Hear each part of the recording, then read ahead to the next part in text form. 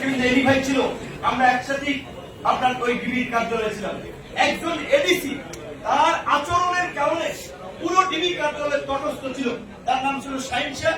ADC তিনি admin ছিলেন, তার বাড়ি ছিল চাঁদপুর। জানি না এখন গ্রেপ্তার হয়েছেন নাকি দেশ থেকে ভেগেছেন। তো এই কথা বললাম এই কারণে, এই সামনে যদি নির্বাচন বিলম্বিত হয়, নির্বাচন নিয়ে যদি কোনো সংকট তৈরি হয়, আমাদের রাজনীতিবিদদের জন্যই কিন্তু বিপর্যয় অপেক্ষা করছে। আমরা মনে করি অবশ্যই আমাদের যে প্রাণের দাবি, এই গণ অভ্যুত্থানের যে আকাঙ্ক্ষা, গণহত্যার বিচার, রাষ্ট্র সংস্কারের পরিষ্কার রূপরেখা এবং নির্বাচন, গণহত্যার বিচার চলছে এবং এই যে আন্তর্জাতিক অপরাধ ট্রাইব্যুনালের যে প্রসিকিউশন টিম, তাদের কার্যক্রমে আমরা খুশি। তাদেরকে আমরা ধন্যবাদ জানাই। এই প্রতিষ্ঠাবার্ষিকী থেকে আপনারা দেখেছেন যে আর্মির জেনারেলরা গুম খুনের সাথে জড়িত ছিল, যাদেরকে গত 1 বছর বিচারের মুখোমুখি করা হবে কিনা দ্বিধাদ্বন্দ্বে ছিল, এই প্রসিকিউশন টিম, আইন উপদেষ্টা এবং ডক্টর ইউনূসের সাহসিকতার ফলে তাদের হাতে হাত করা পড়ানো হয়েছে। আমরা দেখেছি ওই যে একজন মেজর, তিনি কিভাবে পাখির মতো গুলি করছিলেন, তাদেরকে এখন হাত করা পড়েছে, তাদের বিচার হচ্ছে।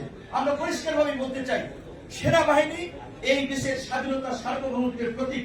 সেনাবাহিনীর এই কতিপয় ক্রিমিনালের কারণে সেনাবাহিনী সম্মানহানি হতে পারে না, সেনাবাহিনী কলঙ্কিত হতে পারে না, বরঞ্চ এই ক্রিমিনালদেরকে বিচারের মাধ্যমে সেনাবাহিনীকে কলঙ্ক মুক্ত করা হবে।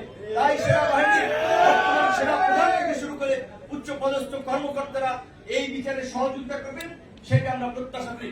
একই সাথে আক্তারের বক্তব্য যেটা বলেছে, সেটা আমরা সকলকে স্মরণ করে দিতে চাই। কিছুদিন আগেই জিএম কাদেরের যে বক্তব্য, তিনি কিভাবে ঔদ্ধত্য দেখাতে পারেন এবং বলতে পারেন আওয়ামী লীগ ছাড়া নাকি কোন এই দেশে নির্বাচন হবে না। এই কথা বলার পরে জিএম কাদের কিভাবে এই ঢাকায় আপনার রাজপথে তার অফিসে আসে, তার উত্তরার বাড়িতে অবস্থান করে সেই আওয়ামী লীগ গণহত্যা চালিয়েছে। এই শহীদ পরিবারগুলো এখানে বসে আছে, এখনো বিচার চলছে গণহত্যা, মানবতা বিরোধী অপরাধের। সেই অপরাধের দায়ে আওয়ামী লীগকে নিষিদ্ধ করা হয়েছে, সংগঠন হিসেবে তার বিচার হচ্ছে। আর জিএম কাদের বলছে আওয়ামী লীগ ছাড়া নাকি এই দেশে নির্বাচন হবে না, জাতীয় পার্টি ছাড়াও নির্বাচন হবে না। কাজে আমি বিনয়ের সাথে রাজনৈতিক নেতৃবৃন্দকে বলবো, অবশ্যই নির্বাচনের আগে নির্বাচন বিঘ্নিত হোক এমন কোন কাজ আমরা চাই না।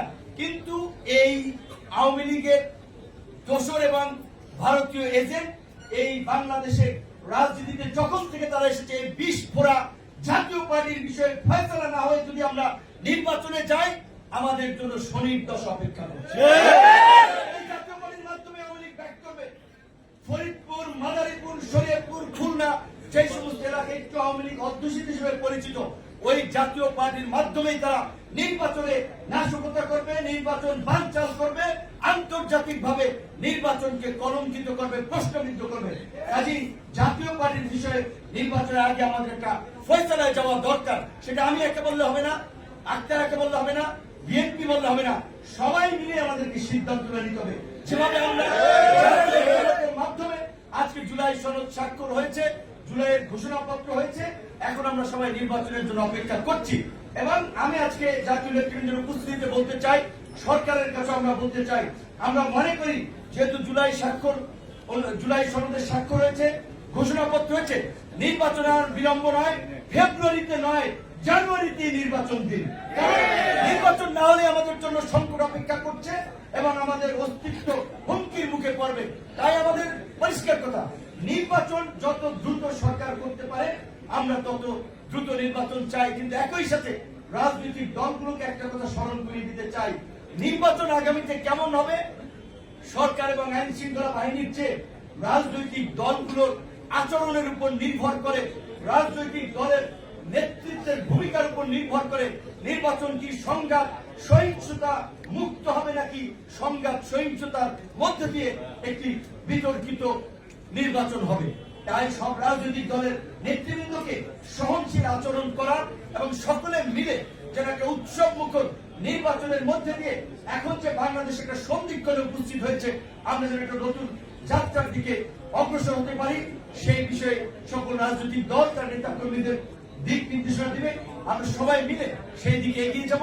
সেই আকাঙ্ক্ষায় আজকের এই গণ অধিকার পরিষদের প্রতিষ্ঠা বার্ষিকীতে যারা শুভেচ্ছা জানিয়েছেন, এখনো যারা আছেন, তাদেরকে আন্তরিক ধন্যবাদ এবং কৃতজ্ঞতা জানাই। সর্বশেষ একটি কথা বলে শেষ করতে চাই, গণ অভ্যুত্থানের কৃতিত্বের কথা, ক্রেডিটের কথা। গণ অভ্যুত্থানে এইখানে যারা বসে আছে রাজনৈতিক দলগুলোর চেয়ে বলতে গেলে আসলে ক্রেডিট দিতে হবে, কৃতিত্ব দিতে হবে একেবারেই কৃষক, শ্রমিক, মেহনতি মানুষের। এই যে শাকের অবস্থা দেখলেই বোঝা যায়, টি শার্ট পরা দেখলেই বোঝা যায় তারা একেবারেই সাধারণ মানুষের প্রতিনিধিত্ব করেছে এবং তারা জীবন বিলিয়ে দিয়েছে। অবশ্যই সেখানে সকল রাজনৈতিক দলের কর্মীরাই ছিলেন। কোন একক রাজনৈতিক দল, কোন নেতৃত্বে এই আন্দোলন সফল হয় নাই, সংগঠিত হয় নাই। সালাউদ্দিন ভাই স্মৃতিচারণ করেছেন। আমি একটু কথা শেষ করতে চাই। আজকে বিএনপির শীর্ষ পর্যায়ের দুজন নেতৃত্ব আমাদের অনুষ্ঠানে উপস্থিত হয়েছেন। একজন খসরু ভাই, তিনি আমাদের যে যুগপৎ আন্দোলনের এক দফা ছিল সেটা লিয়াজু কমিটির দায়িত্বে ছিলেন। তিনি গ্রেপ্তার হওয়ার পরে 28 অক্টোবরের পর সালাউদ্দিন ভাই ইন্ডিয়া থেকেই মূলত আমাদের সাথে যোগাযোগ করেছে, আন্দোলন সংগ্রাম মিছিল মিটিং বিষয়ে পরামর্শ দিয়েছে। আমাদের মিছিলে যেন অন্যরা বিএনপির কর্মীরাও থাকতে পারে এইভাবে আলাপ আলোচনা করে কূটনৈতিক ভাবেও কিছু চিঠি মিটিং এর বিষয়ে সালাউদ্দিন ভাই এবং জনাব তারেক রহমানের সাথে 28 অক্টোবরের পর থেকেই আমাদের ডাইরেক্ট যোগাযোগ হয় এবং এই আন্দোলনের সময় এটা বলতে হবে, অনেকে এটার জন্য আবার আমাদেরকে একটু সমালোচনা করে আমরা কেন সালাউদ্দিন ভাইয়ের কথা এইভাবে বলি। প্রকৃত অর্থে ভাই যার যে অবদান সেটা বলতে হবে। এই আন্দোলন আমরা বলেছিলাম আমাদের তো পয়সা নেই, আমাদের অনেক সংকট আছে। আমরা যে এই পর্যন্ত এসেছি আমাদের শুভাকাঙ্ক্ষীদের সহযোগিতায়। আন্দোলনের মধ্যে বলেছিলাম ভাই ওদের মোবাইল কেনা দরকার, মোবাইল চেঞ্জ করতে হবে, ওরা বিপদে আছে, এখানে সাপোর্ট প্রয়োজন। তো তিনি ওইখান থেকেই এখানে যাকে বলে একটা ব্যবস্থা করেছিলেন। এমনকি যখন ঢাকা বিশ্ববিদ্যালয়ে এই প্রধানমন্ত্রীর সংবাদ সম্মেলনের পরে রাজাকারের প্রতিধ্বনি ছাত্ররা প্রতিবাদ করেছিল, তখন আমরা সমাবেশের তাৎক্ষণিকভাবে রাশিদ ভাই এবং আমি যোগাযোগ করেছিলাম ভাই আজকে কিন্তু যেভাবে শিক্ষার্থীরা জেগেছে, ছাত্রদল এবং শিবির যদি শিক্ষার্থীদের পাশে দাঁড়ায় আজকে ক্যাম্পাস থেকে ছাত্রলীগকে বিতাড়িত করা সম্ভব। তিনি এইভাবে দলকে কানেক্ট করেছিলেন। ছাত্র দলের সভাপতি নাসির রাকিবকে বলছিলেন যে রাশেদ এবং নুরজামান বলে তোমরা সেভাবে কাজ করো।